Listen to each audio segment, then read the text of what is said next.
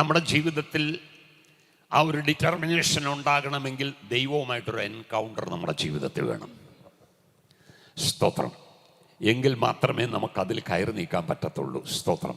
Hallelujah. നമുക്കൊരു encounter ഉണ്ടാകണം. Praise God. Hallelujah.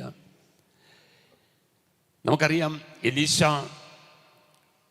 12 കാളയോടുകൂടെ ഉഴുതുകൊണ്ടിരുന്ന സ്ഥാനത്താണ് ഏലിയാവ് വന്ന് അവൻ്റെ മേൽ പുതപ്പെടുന്നത്. സ്തോത്രം. ദൈവത്തിൻ്റെ വിളി മനസ്സിലാക്കി സ്തോത്രം, ഈ കാളകളെയും എല്ലാം വിട്ട് ഏലിയാവിൻ്റെ പിന്നാലെ ഓടി. ചരിത്രം നമുക്കറിയാം.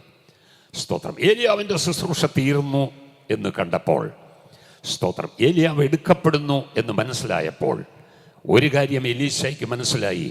സ്തോത്രം. എൻ്റെ മേൽ പകരപ്പെട്ട അഭിഷേകം കൊണ്ട് എനിക്ക് പിടിച്ചു നിൽക്കാൻ പറ്റത്തില്ല. ഈ മനുഷ്യൻ്റെ മേലുണ്ടായിരുന്ന അഭിഷേകത്തിൻ്റെ ഇരട്ടി അഭിഷേകം എനിക്ക് വേണം. അതൊരു തീരുമാനം മാത്രമല്ല, അതൊരു ഡിറ്റർമിനേഷനോടെ അത് ഏറ്റെടുത്തു. സ്തോത്രം.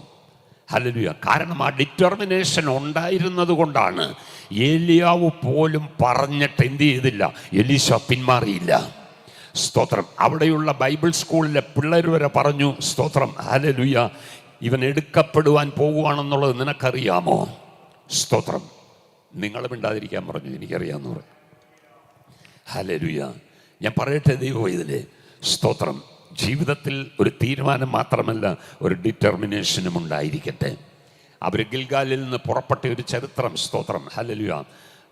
രാജാക്കന്മാരുടെ 2-ാം പുസ്തകത്തിൽ കിടപ്പുണ്ട്. എടുക്കേണ്ട ഭാഗങ്ങൾ നമ്മൾ ചിന്തിക്കാൻ നമുക്ക് സമയമില്ല, മറ്റേ കാര്യങ്ങളിലേക്ക് കയറേണ്ടതുണ്ട്.